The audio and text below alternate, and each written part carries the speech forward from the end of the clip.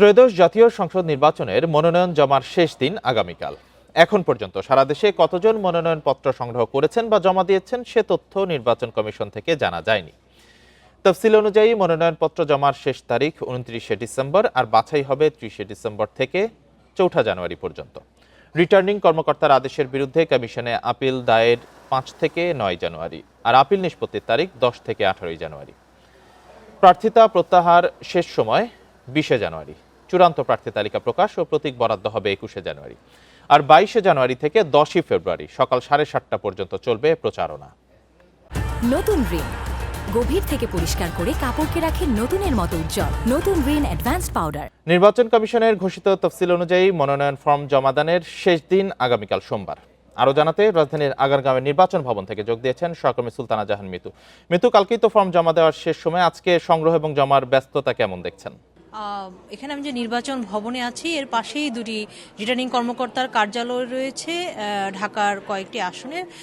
সেখানে প্রতিদিনই প্রার্থীরা মনোনয়নপত্র সংগ্রহ এবং জমা দিচ্ছেন। আজকেও মোটামুটি ভিড় দেখেছি, সে কাজটি চলছে। আগামীকাল মনোনয়নপত্র জমা এবং সংগ্রহের শেষ দিন। এরপরই নির্বাচন কমিশনের তরফ থেকে যাচাই বাছাইয়ের কাজটি চলবে এবং এরপর প্রার্থীদের আপিল করার একটি সুযোগ থাকবে। সবশেষের যে প্রক্রিয়াটি সেটি তো আমরা জানি, এবং সবশেষে প্রার্থিতা প্রত্যাহার করা যাবে আগামী 20 জানুয়ারি।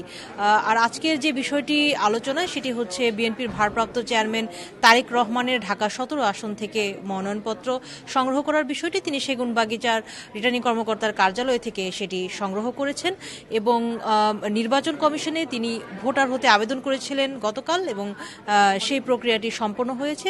আজ আনুষ্ঠানিকভাবে তার এনআইডি কার্ডটি হস্তান্তর করার কথা রয়েছে। এই মুহূর্তে নির্বাচন কমিশনে আছে বিএনপির স্থায়ী কমিটির সদস্য নজরুল ইসলাম খানের নেতৃত্বে 3 সদস্যের প্রতিনিধি দল। তারা প্রধান নির্বাচন কমিশনের সাথে বৈঠক করছে এবং বৈঠকের বিষয়বস্তু সম্পর্কে না জানলেও এটি ধারণা করাই যেতে পারে যে এনআইডি কার্ড হস্তান্তরের বিষয়টি নিশ্চয়ই আলোচনায় থাকবে। এবং আরেকটি বিষয়, জনাব তারেক রহমানের ভোটার তালিকায় অন্তর্ভুক্ত হওয়ার বিষয়টি, অর্থাৎ তফসিলের পরে যেহেতু জনাব তারেক রহমান ভোটার হয়েছেন, তাই আইন অনুযায়ী নির্বাচন কমিশনকে নিজেদের মধ্যে কমিশন সভা ডেকে অথবা নথিতে সই করে বিষয়টিকে অনুমোদন দিতে হবে, এবং সেই প্রক্রিয়াটি সকাল নাগাদ সম্পন্ন হয়েছে বলে আমরা জেনেছি। তবে নির্বাচন কমিশনের কাছ থেকে আনুষ্ঠানিকভাবে এখনও আমরা সেটি নিশ্চিত হয়নি যে তারেক রহমান ভোটার তালিকায় অন্তর্ভুক্ত হয়েছেন কিনা।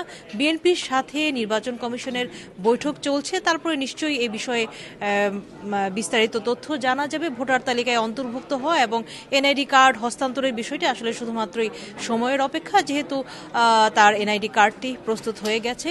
এবং মনোনয়ন জমা এবং সংগ্রহের কথা যদি বলি, এই যে মনোনয়ন জমা এবং সংগ্রহের তারিখ কিন্তু এখন পর্যন্ত 29 ডিসেম্বরই থাকছে।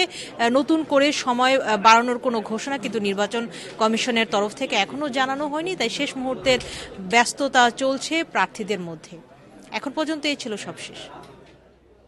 যে বৈঠকের পর আপনার মাধ্যমে আরো তথ্য আমরা জানাতে পারবো। নির্বাচন কমিশন ভবন থেকে জানাচ্ছিলেন সহকর্মী সুলতানা জাহান মিতু।